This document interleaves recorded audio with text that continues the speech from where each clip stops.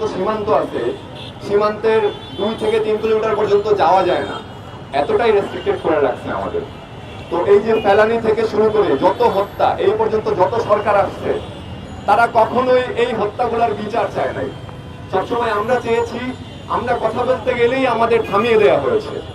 এবং এই যে 16টা বছর এই যে যত হত্যা হয়েছে সবগুলোর বিচারের জন্য ওরা যতবার আমরা এর বিচারের জন্য দাবি তুলেছি, আমাদের রাষ্ট্রের ভিতর ঢুকে এসে আমাদেরকে হত্যা করে গেছে।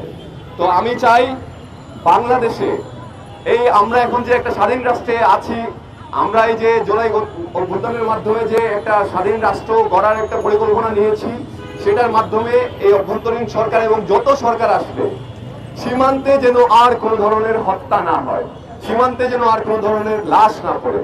যত হত্যা হয়েছে তার আমরা বিচার চাই এবং বিচার চাই, এটাই শেষ কথা। ধন্যবাদ কবি শামসুলকে। বন্ধুগণ, এ পর্যায়ে আমাদের সামনে বক্তব্য রাখবেন সাবেক ছাত্রনেতা রিয়াজ মোর্শেদ। ধন্যবাদ এই চমৎকার একটা আয়োজনের জন্য। আমরা আজকে বাংলাদেশে যে পর্যায়ে দাঁড়িয়ে আছি, দীর্ঘ 15 বছরের ফ্যাসিস্ট শাসনের পরে আমরা আজকে যে নতুন সরকার ব্যবস্থা তৈরি করেছি, সেখানে আমরা সীমান্ত হত্যার বিরুদ্ধে কিছু একটা হবে বলে আশা প্রকাশ করি। এখন সেই আশাটা কিভাবে বাস্তবায়ন হবে তার জন্য আমাদেরকে মনে হয় যে স্পষ্ট একটা রূপরেখা দাঁড় করানো দরকার। বাংলাদেশের সীমান্তে এই পর্যন্ত অন্তত পক্ষে গত 20 বছরে অন্তত পক্ষে 1000-এর উপরে লোক নিহত হয়েছে। এখন সংখ্যার পরিসংখ্যান নিয়ে আমাদের মূল আলাপ না, আমাদের আলাপটা হচ্ছে একটা হত্যাও যদি হয়ে থাকে সেটা কেন হবে। এখন এই হত্যার জন্য তারা যে বিষয়টা দাঁড় করায় সেটা হচ্ছে চোরাচালান করতে গিয়ে আমাদের দেশের লোকেরা ওই দেশে ঢোকে, ওই দেশের লোকেরা আমাদের দেশে যায়। কিন্তু আমার মনে হয় যে সবসময় নিহত হলে কেন বাংলাদেশের লোকই নিহত হবে। বাংলাদেশের বিএসএফ শুধু বাংলাদেশের লোকদেরকে নির্বিচারে হত্যা করবে। আর যে সকল বিষয় আমাদের মধ্যে ধরেন যে চোরাচালানি হয় বা আমদানি রপ্তানির ব্যাপারটা, সেখানে গরু একটা বিষয়। এখন এই গরুটা আসে তো ধরেন একেবারে সীমান্ত থেকে অনেক দূরে, প্রায় 2000 কিলোমিটার দূরে পাঞ্জাব হারিয়ানা প্রদেশ থেকে।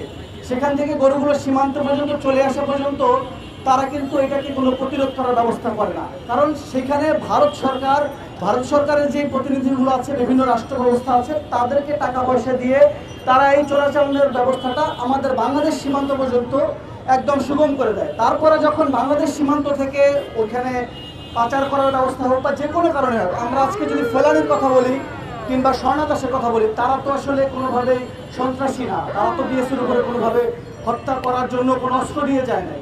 এই পরিস্থিতিতে আমরা মনে করি বাংলাদেশের এই সীমান্ত হত্যা কীভাবে বন্ধ হবে তার জন্য আমাদের 2টা কাজ খুব ইম্পর্টেন্ট। সেটা হচ্ছে ভারতের সাথে আমাদের কী ধরনের অর্থনৈতিক বা সামরিক ডিল হবে, রাজনৈতিক ডিল হবে, সেই ব্যাপারটা একটু স্পষ্ট করা।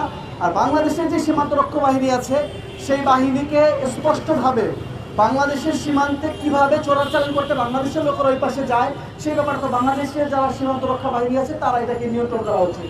আমরা মনে করি বাংলাদেশের এই সীমান্ত হত্যা, বিশেষ করে ভারতের সাথে আমাদের যে সীমান্ত হত্যার মধ্যে আমরা আছি, সেটাকে প্রতিরোধ করার জন্য আমাদের ছাত্র জনতাকে বাংলাদেশের যে প্রশাসনিক কাঠামো এবং সীমান্তর জন্য যারা বিডিআর বাহিনী আছে বা বর্তমানে যেটাকে আমরা সীমান্ত রক্ষা বাহিনী বলি, তারা যদি তাদের সাথে বসে এবং তাদের উচ্চতর পর্যায়ের সাথে বসে আমাদের এই সিদ্ধান্ত নেওয়া উচিত যে বাংলাদেশ সীমান্ত রক্ষার জন্য আমরা আমাদের এই হত্যার বিরুদ্ধে কীভাবে ভূমিকা রাখতে পারি। এই বলে আমি আমার বক্তব্য শেষ করছি। ধন্যবাদ সবাইকে।